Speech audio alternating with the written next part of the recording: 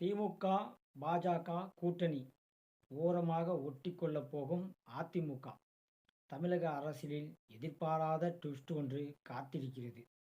நடந்து முடிந்த சட்டசபை தேர்தலுக்கு பின்பு தமிழக அரசியலில் யாரும் எதிர்பாராத பல மாற்றங்கள் அரங்கேறி வருகிறது இப்போது.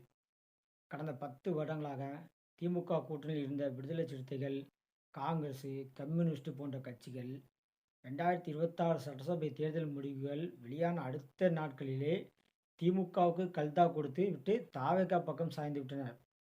தற்பொழுது திமுக கூட்டணியில் இருக்கும் வைகோவும் தாவேகா பக்கம் செல்வதற்கு தயாராகிவிட்டார் என்று தகவல் தற்போது வெளியாகியுள்ளன. இப்படியான ஒரு சூழலில் திமுக தனித்து விடப்பட்டு பரிதாபத்தில் உள்ளது.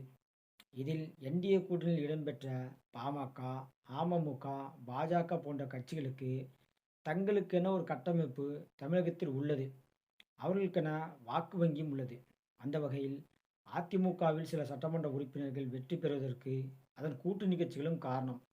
ஆனால் திமுக கூட்டணியில் இடம்பெற்ற காங்கிரஸ் கட்சிக்கு தேடி தேடி பார்த்தாலும் ஊருக்கு 4 பேர் இருப்பார்களா என்பதே சந்தேகம்.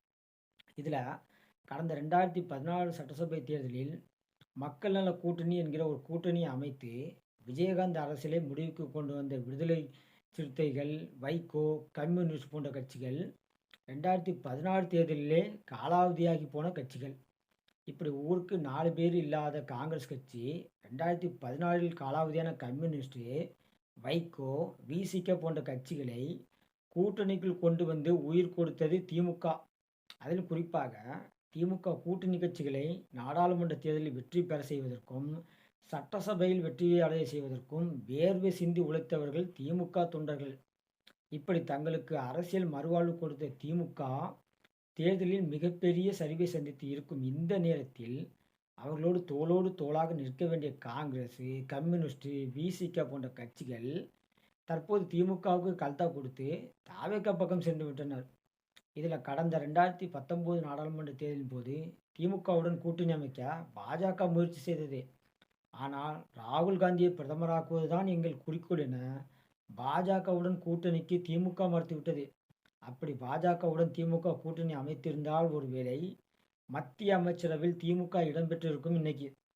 இந்த நிலையில் தற்பொழுது திமுக தனித்து விடப்பட்டுள்ள நிலையில் தங்களுக்கு துரோகம் விளைவித்த காங்கிரஸ் கட்சிக்கு தக்க பாடம் புகட்ட தயாராகி கொண்டிருக்கிறது திமுக.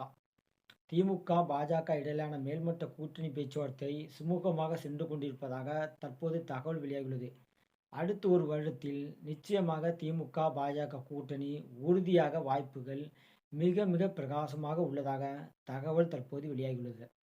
இதில் நடந்து முடிந்த சட்டசபை தேர்தலில் எதிர்க்கட்சி அந்தஸ்தை இழந்து இருக்கும், இடம் தெரியாமல் காணாமல் போயிருக்கும் அதிமுகவோ ஒரு ஓரமாக திமுக, பாஜக கூட்டணியில் இடம்பெறுவதற்கு முயற்சித்து வருவதாக தற்போது தகவல் வெளியாகியுள்ளது.